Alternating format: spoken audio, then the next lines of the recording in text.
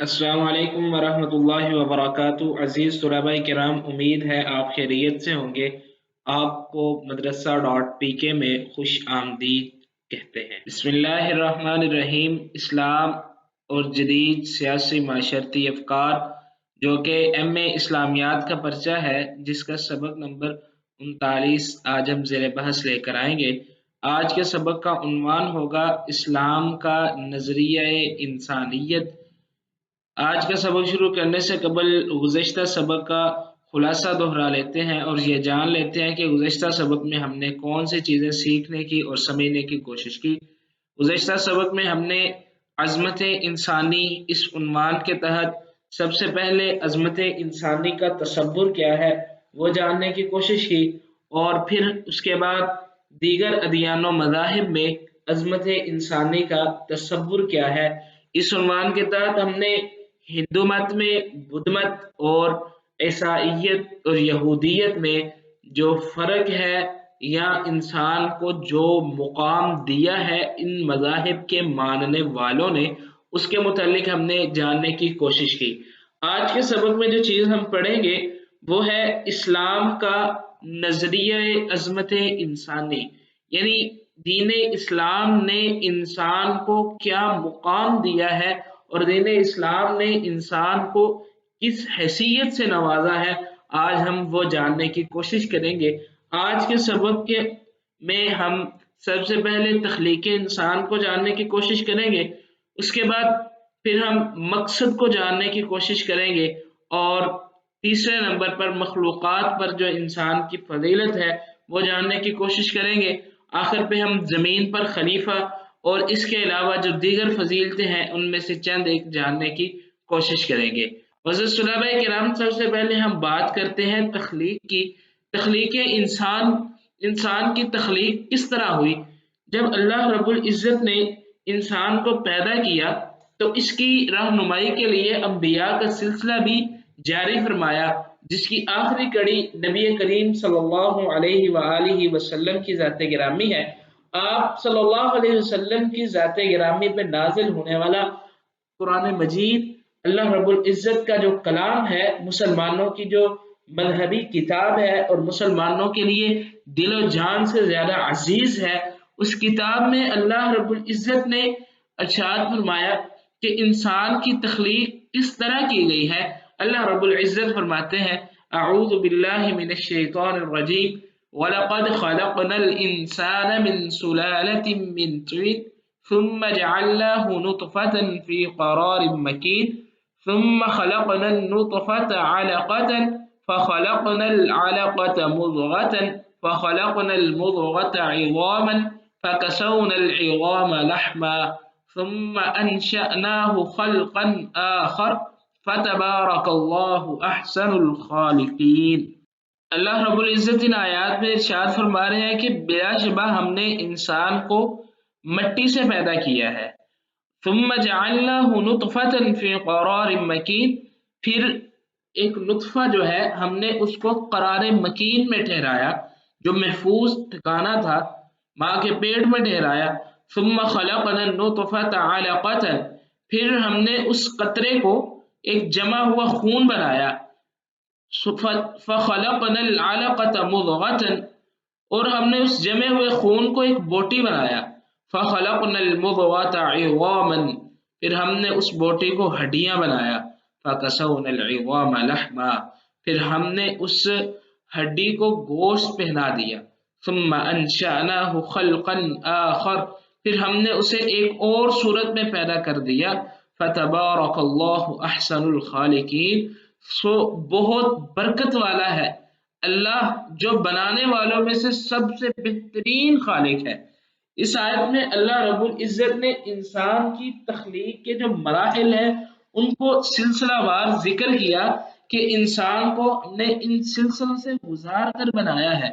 यानी इंसान को तख्लीक के एतबार से वो इंसान चाहे किसी भी दर्जे का हो, उसमें किसी किस्म का कोई फर्क नहीं है।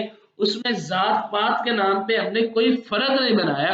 हमने सब के सब को इसी मुकाम से, इसी अंदाज से पैदा किया है, और हर इंसान की तख्लीक का मकसद जो है اور تخلیق کے جو مراحل ہیں وہ یہی ہے جس کے ذریعے ہم نے انسان کو پیدا کیا ہے۔ انسان وہ چاہے کالا سیاہ ہو، وہ چاہے کسی بھی مذہب کو ماننے والا ہو، وہ چاہے کسی بھی فرقے سے تعلق رکھنے والا ہو، اس کی تخلیق کا انداز یہی ہے۔ اس کو اللہ رب العزت نے اسی انداز سے پیدا کیا ہے، اور اسلام کا یہی نظریہ تخلیق مساوات ہے، یعنی انسان ہونے کی حیثیت سے اسلام نے فرق نہیں کیا، سب کے سب انسان ہونے کی حیثیت سے برابر ہیں۔ اسی طرح اللہ رب العزت نے پھر انسان کو پیدا کرنے کے بعد بے مقصد نہیں چھوڑا۔ اب انسان کی عظمت اس چیز میں ہے کہ جب اس کو عقل دی گئی ہے، شعور دیا گیا ہے، اس کو فہم عطا کیا گیا ہے، تو پھر اس کا کوئی نہ کوئی مقصد ہونا چاہیے۔ جو عقل مند لوگ ہوتے ہیں، جو شعور والے لوگ ہوتے ہیں، وہ اپنے مقاصد کو متعین کرتے ہیں۔ یہ دنیا کی زندگی کی ایک مثال ہے کہ جو عقل مند لوگ ہیں وہ اپنی زندگی کے مقاصد کو مقرر کرتے ہیں۔ تو اللہ رب العزت نے تمام مخلوقات میں سے جب انسان کو عقل، شعور اور فہم عطا کیا ہے، تو پھر اللہ رب العزت نے اس کو مقصد بھی خود ہی بتلا دیا۔ اللہ رب العزت فرماتے ہیں اعوذ باللہ من الشیطان الرجیم وما خلقت الجن والانس الا ليعبدون، اور نہیں میں نے پیدا کیا جنوں کو اور انسانوں کو الا لیعبدون، سوائے اس کام کے کہ وہ عبادت کریں، میری بندگی بجا لائیں۔ ان کا مقصد یہی ہے، دنیا میں بھیجنے کی غرض و غایت یہ ہے کہ وہ اب دنیا کی زندگی میں اپنے رب سے آشنا ہو، رب کی بندگی کرنے والے ہوں، رب کے احکامات کو سمجھنے والے ہوں، رب کے احکامات کو ماننے والے ہوں۔ دین اسلام میں انسان کی عظمت اور فضیلت کچھ اس انداز سے بیان کی گئی ہے کہ انسان کو تمام مخلوقات سے افضل قرار دیا گیا ہے۔ انسان کو اللہ رب العزت نے فوقیت دی ہے۔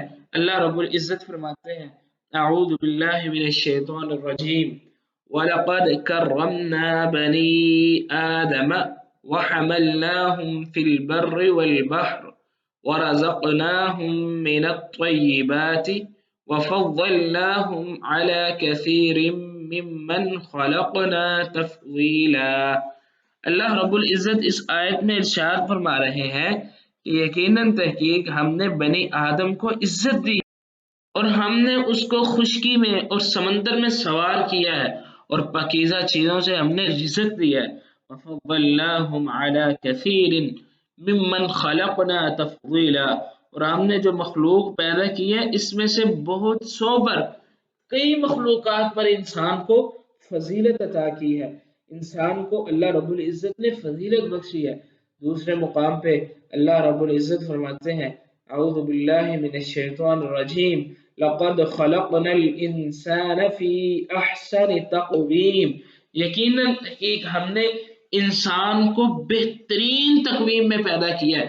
انسان کی بناوٹ، انسان کی ساخت، انسان کی عقل، فہم، شعور، ادراک، یہ ساری چیزیں انسان کی فضیلت کی منہ بولتا ثبوت ہے کہ دین اسلام نے انسان کو اس انداز سے فضیلت دی ہے۔ آگے ہم دیکھتے ہیں جی اللہ رب العزت نے انسان کو فضیلت اس طرح دی ہے کہ زمین پر اس کو خلیفہ بنا دیا ہے۔ اللہ رب العزت نے انسان کو خلیفہ بنا کے بھیجا ہے۔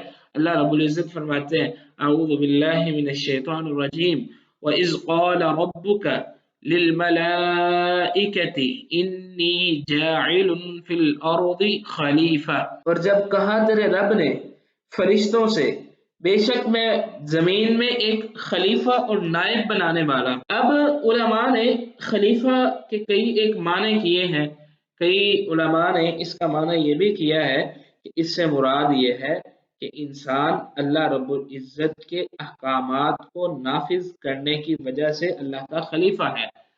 ایک معنی اس کا یہ بھی ہے کہ انسان نسل در نسل اللہ رب العزت نے یہ سلسلہ جاری کیا ہے، یعنی آدم علیہ السلام کے بعد ان کی اولاد آگے، ان کی اولاد آگے، ان کی اولاد، یہ اللہ رب العزت نے سلسلہ جاری کیا ہے۔ یعنی کئی ایک علماء نے معنی لیے ہیں اس کے، لیکن جو بھی معنی لیا جائے اس میں انسان کی عزت اور فضیلت ہے۔ اب جانور ہیں، حیوانات ہیں، معاشرے میں کئی ایک حیوانات کو انسان دیکھتا ہے، وہ بڑے کثیر اللحم بھی ہوتے ہیں، کثیر الجسم بھی ہوتے ہیں، طاقت بھی بڑی ہے، لیکن ان کے مر جانے کے بعد کون نام لیتا ہے ان کا؟ لیکن انسان کو اللہ نے خلیفہ بنایا ہے، نائب بنایا ہے، ایک کے چلے جانے کے بعد دوسرا اس کا وارث بنتا ہے، یہ معنی لیں تب بھی انسان کی عزت اور عظمت ہے۔ اور اگر انسان کو ہم اللہ کا نائب سمجھیں، اللہ کے احکامات کو نافذ کرنے والا خلیفہ سمجھیں، تو تب بھی انسان کے لیے فضیلت اور عظمت ہے۔ اسی طرح ایک اور مقام پہ اللہ رب العزت نے فرمایا وَهُوَ الَّذِي جَعَلَكُمْ خَلَائِفَ فِي الْأَرْضِ، اللہ تو وہ ذات ہے جس نے تم کو زمین میں خلیفہ بنایا ہے۔ اسی طرح اللہ رب العزت نے انسان کی عظمت اور فضیلت کچھ یوں اجاگر کی ہے کہ زمین کی تمام نعمتیں اللہ نے انسان کے لیے پیدا کی ہیں۔ اللہ تعالیٰ نے کائنات کی تمام اشیاء کو انسان کے نفع اور فائدے کے لیے پیدا کیا ہے۔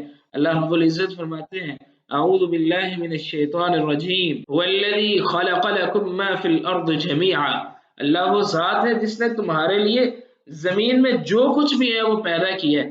دوسرے مقام پہ اللہ فرماتے ہیں سبحان الذی سخر لنا هذا وما كنا له مقرنین، یہ سفر کی دعا میں بھی یہ جملہ آتا ہے اور یہ اسی دعا کا ایک حصہ ہے۔ اللہ رب العزت نے یہ دعا بھی سکھلائی کہ اللہ ہی وہ پاک ذات ہے جس نے یہ دنیا کی چیزوں کو ہمارے لیے مسخر کر دیا ہے۔ اسی طرح اللہ رب العزت نے انسان کے لیے دنیا کی جو تمام نعمتیں ہیں جس میں انسان کا فائدہ ہے اللہ نے حلال کی ہیں اور انسان کو عطا کی ہیں، یہ بھی انسان کی عظمت اور عزت ہے جو دین اسلام نے انسان کو عطا کی ہے۔ اسی طرح عظمت انسانی کو اگر دیکھنا چاہتے ہیں، انسان کو اچھائی اور برائی کا اختیار دیا گیا ہے، انسان کو مجبور محض نہیں بنایا گیا، حقوق العباد کا ایک پورا نظام متعارف کروایا گیا ہے۔